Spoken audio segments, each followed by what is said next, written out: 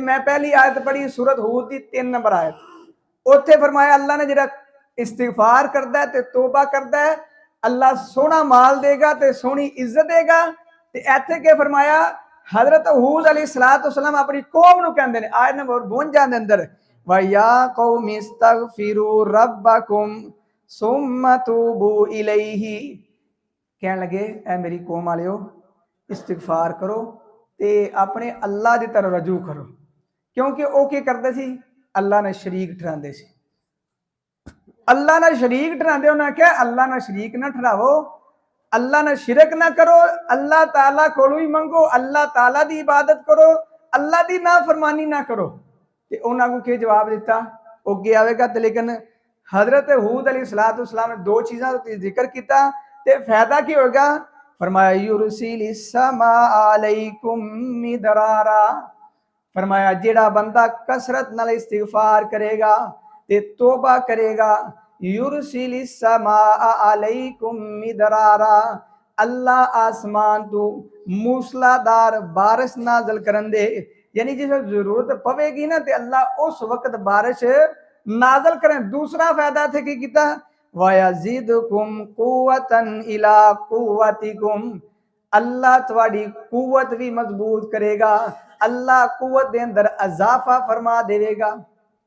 देखो ना इस्तिगफार करो तौबा करोगे तो इस सूरत के अंदर चौथा फायदा क्या हो गया, तुम्हारी कुव्वत मजबूत हो जाएगी, तुम्हारी औलाद मजबूत, तुम्हारा माल मजबूत, तुम्हारी हर चीज मजबूत हो जाएगी, तुम्हारा रोब लोगों के अंदर हो जाएगा। तो जिहड़ा बंदा तौबा नहीं करता इस्तिगफार नहीं करता तो अल्लाह करीम फरमाते ने वला ततवल्लौ मुजरिमीन, ते जिहड़ा बंदा अल्लाह की तरफ रजू नहीं करता तौबा नहीं करता तो अल्लाह करीम फरमाते ए बंदे मुजरम जे।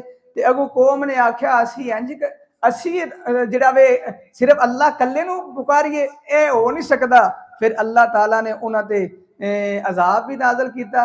अगू फिर ना मुशरक की एक आदत होंदी है कि वह अगू क्या करता है, अगू डरांदा है धमकांदा है असी इंज कर देंगे असी इंज कर देवांगे।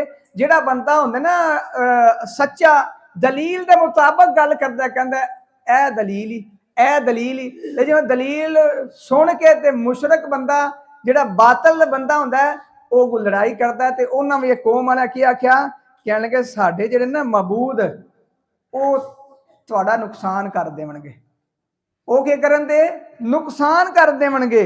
ते हजरत हूद अलैहिस्सलाम कहते ने अच्छा ए गल है ना तो फिर की करो काला इन्नी उशहिदुल्लाह वशहदु अन्नी बरीउम मिम्मा तुशरिकून, मैं उन्हां तो बरी जे जिस ते तुसीं शिरक करदे हो, जिन्हां अल्लाह ना शरीक बना रहे हो, मैं उन्हां तो बरात दा ऐलान करना मिन दूनिही फकीदूनी जमीअन सुम्मा ला तुनदिरून। कहन लगे कि अगर तुसी कहंदे हो फलां साडा बुत फलां साडा बातल मबूद तेरा नुकसान कर देगा, तेरी लत्तां भन देगा, तेरा माल दे अंदर नुकसान कर देगा, तेरी औलाद का नुकसान कर देगा। हजरत हूद अलैहिस्सलाम कहते ने फिर तुसी मनो मोहलत भी ना देवो, की करो मनु दसो भी ना कि हमला तुहाडे ते कर लगे, दस्यू बगैर सारे मिल के ते अपनी तदबीर करो सुम्मा ला तुनदिरून, मोहलत भी ना देवो। इन्नी तवक्कलतु अलल्लाहि रब्बी व रब्बिकुम, मैं उस अल्लाह ते तवक्कल करना जिहड़ा मेरा भी रब है ते तुहाडा भी रब है। तुसी ना मनो अलग बात है, मैं रब उन्होंने ही मनना जिहड़ा मेरा अल्लाह ना वो मेरा भी रब है तुहाडा भी वही रब है। तुसी आखो मेरा नहीं रब अलग बात है, हकीकत के अंदर रिजक तुहानू वो ही दे रहा है। कौन देंदा है? जिहड़े बुतां दी इबादत करते हैं पुकारते हैं वो तो समझते असीं इन्हां को मंगने आ ते सानू ए देंदे ने ते असीं कहने हकीकत के अंदर वो नहीं दे सकते, वो खुद बुत ने, वो खुद कुछ नहीं कर सकते, वो तो वेख नहीं सकते सुन नहीं सकते। जिहड़ा सुन नहीं सकता तो उन्होंने देवेगा के, जिहड़ा सुनता ही नहीं उन्हें देना के वे। एक मेरे को बंदा आजदा मैं कन्ना में टूटियां लाइया ने, वो आके मैनू कहता हाफिज जी मैनू पानी दे दिओ, ते मेरे कन्ना टूटियां मैं सुनता ही नहीं, मैं पानी देंगा उन्होंने, वो बोलो पानी देंगा उन्होंने, वो मैं पानी नहीं दे सकता। ते जिहड़े बुत ने जिहड़े सुनते ही को नहीं वो पानी दे सकते ने?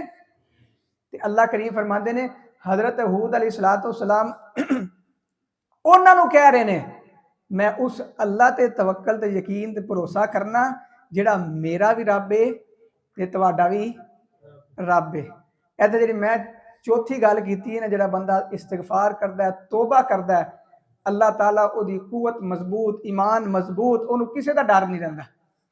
क्योंकि हजरत हूद अलैहिस्सलाम खुद कहंदे ने तौबा करो, इस्तिगफार करो, ते सब नालों पहले तुहानूं फायदा की हो गया, गुनाह में माफ हो गए, जन्नत दा वारस बन गए। फिर अल्लाह क़यामत जिल्लत तो महफूज फरमा लेगा, अल्लाह क़यामत नूर तो नूरो नूर कर देगा। फिर अल्लाह दुनिया के अंदर फायदा के दे रहे ने, फरमाया असी माल भी सोना देवांगे ते असी इज्जत भी सोहनी देंगे। तो फिर अगे फरमाया कि जिहड़ा बंदा इस्तिगफार करता है ते तौबा करता है, मैं अल्लाह ताला ओनू उहदी कुवत मजबूत कर देवांगा और नाल के फरमाया सी आसमान तू जरूरत के मुताबिक बारिश नाजल कर देवांगा। आखिरी आयत पढ़ के अपनी बात को खत्म करना, वक्त वेखो ना पता नहीं लगे, मैं चंद आयत पढ़ी, मैं कोई और गल की तुहाडे सामने दसो कोई गल की, मैं कुरान दी आयतां पढ़ियां ना, तो वेखो टाइम इंज लंघ गया। तो एक आयत पढ़ के अपनी बात को खत्म करना, जिहड़ा इस्तिगफार करता है अल्लाह ताला की करते ने, फरमाया फ़कुल तुस्तगफिरू रब्बकुम इन्नहु काना गफ्फारा। हजरत नूह अलैहिस्सलाम फरमाते ने, सूरत नूह ते दूसरे रुकू तो पहले हजरत नूह अलैहिस्सलाम फरमाते ने फ़कुल तुस्तगफिरू रब्बकुम इन्नहु काना गफ्फारा। जेड़ा बंदा इस्तिगफार करदा है, अल्लाह ताला कोलों बख्शिश मंगदा है, ते अल्लाह करीम फरमाते ने इन्नहु काना गफ्फारा, याद रखो बेशक बख्शने वाला अल्लाह ही है। कौन बख्शने वाला है? अल्लाह बख्शने वाला है। ते जिस वक्त अल्लाह बख्शने वाला है, फिर इस्तिगफार तौबा रजू ते अल्लाह करोगे ना, तो मिलेगा कि युरसिलिस समा अलैकुम मिदरारा, अल्लाह आसमान तू बारिश नाजल करन दे जरूरत दे मुताबिक, व युमदिदुकुम बि अमवालिन, अल्लाह माल दे अंदर इजाफा फरमानगे, व युमदिदुकुम बि अमवालिन व बनीन, अल्लाह माल विच भी बरकत ते औलाद विच भी बरकत पा देवणगे। कुरान पाक सूरत नूह ते 10 नंबर आयत तो शुरू कर लियो, अपने घर पढ़ लियो। वयजअल लकुम जन्नातिन वयजअल लकुम अनहारा, अल्लाह करीम फरमाते ने कि जिस वक्त तुसी इस्तिगफार करोगे, असी आसमान तो बारिश भी देंगे, असी औलाद विच बरकत, असी माल विच बरकत, ते अल्लाह करीम फरमाते ने असी फसलों विच भी बरकत पा देवांगे।